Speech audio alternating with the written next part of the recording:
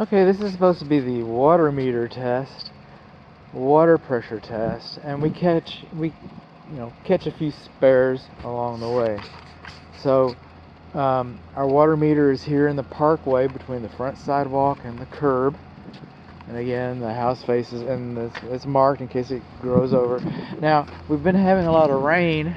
You can tell by our beautiful gray sky here. So the ground is saturated, and the meter is covered with muddy water. And so I can't see how that's been excavated or what. And that's not yours, this belongs to the municipality. It looks like it might be an electronic water meter. They're kind of difficult for a home inspector to, make a positive determination, about looking for a fresh potable water leak. That makes it kind of difficult. But that said, this home has a check valve, a pressure regulator, so you could have a leak someplace and it would not even show up on the water meter because of the valve. So this is our water meter over here.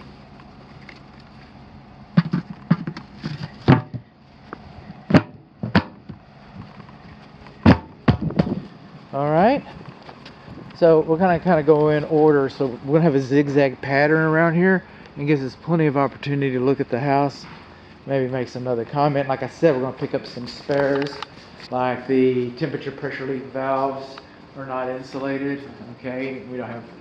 Okay, this is the garage north interior wall, and this is your pressure regulating valve, and it also is a check valve, so it prevents backflow. That's why we're required to have an expansion tank. And this is the main valve. If you have an emergency, you come out to the garage and you just parallel is on, perpendicular is off. I just turned off all the water to the house. I just turned on all the water to the house. It's parallel now. So that's where your main water shut-off valve. So now we're going to be looking for how much water pressure do we have. Now, it used to be between 40 and 80 psi, but now with different water-saving devices, 40 is no longer the minimum. I still like to see. Ooh, look at that water. I've gigged frogs in water this deep. This is good frog gigging water over here. You think that's supposed to stay over here? I know that we just had some rain. Look at that. That's frog gigging water. Come on. Okay, but over here, this is the closest valve, exterior bib valve, to the meter. So this is the closest one. And we're looking for between 40 and 80 psi. Okay.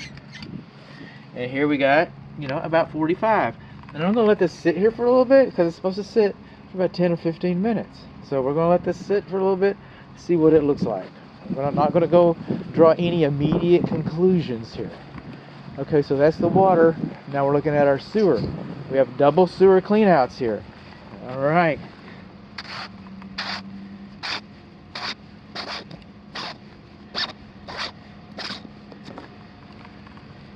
And this one goes this way.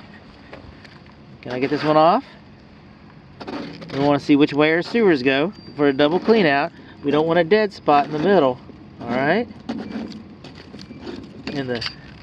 And this one goes this way. So if you have a clog, the plumber can bring a snake, rotor-rooter, auger, call it what you will, and it goes that way into the house and takes care of your problem. You have a problem out here in the yard, like the builder seems to think you might, judging from discussion I've had with my client. Okay, you bring the auger in this one, and it goes this way, and that way you don't have out to the street, and that way you don't have any dead spots. Okay, this is good to know. Good to know. In fact, we're going to leave these off because we're going to run. The builder asked that I run a lot of water. I don't know, man. Sounds like he's scared of something to me. All right.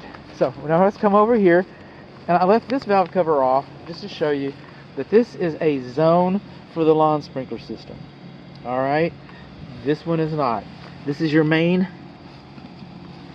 This is your backflow device for your lawn sprinkler system. You have handles on each side, and it's been excavated so you can get around it. It's been lined with brick and gravel. That looks beautiful. That is textbook. All right, parallel is on, perpendicular is off. This is your check valve.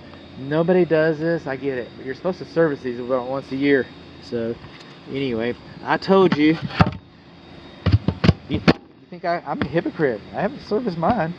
Okay, now this is the main water shutoff valve. I know it doesn't look like it because it's going this way, but it's the main water shutoff valve to your check valves. And just like this one was lined with gravel and excavated, well, wouldn't the main valve, if you've got an emergency, this is where you're going, man. That should be excavated and lined with gravel like that. If they can do that for the check valve, they certainly can't do it for the main valve. The main valve. I mean, by definition, what do you think? That's what I think. Okay, so lawn sprinkler systems. We walk over here to the east side of the house, over here by this swamp.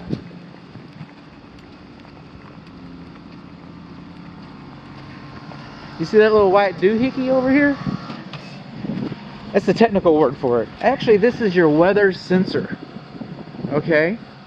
That's your weather sensor. So if it's freezing, you don't water the ice. And if it's raining, you don't waste water. You know?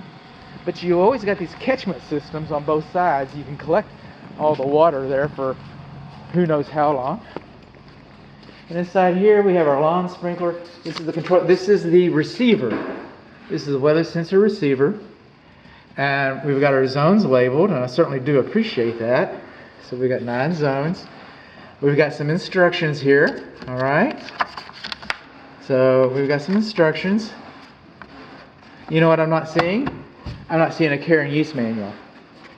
You know what I'm not seeing? Usually you have, in new construction, what I'm accustomed to seeing is that the irrigation building permit, the green tag for the lawn sprinkler system is here. I'm not seeing that.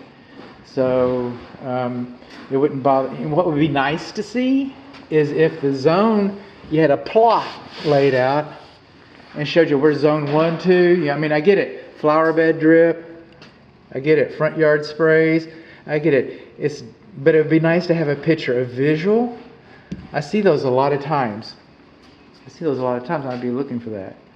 So I didn't learn anything really about the lawn sprinkler system. I will show you this. I'm not going to do a video about it, so now I went and closed the box. They just come over here, it's on run, but I go over here to manual. I do it in the manual mode. This is A1.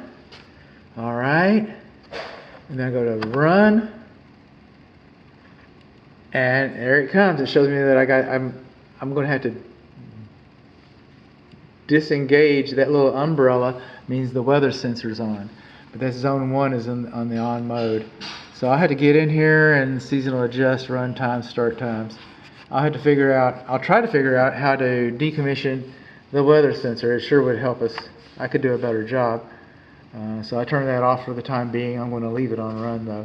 But I got to try that. So what did we learn? Oh, we learned that we got 40-something PSI.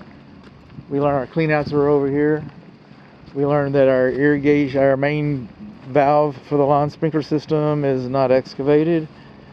We learned that we do not have a care and use manual for our lawn sprinkler system. Okay, where are we at now? We're back over here. See, oh, it creeped up on us. We got about 50 PSI. Check that out.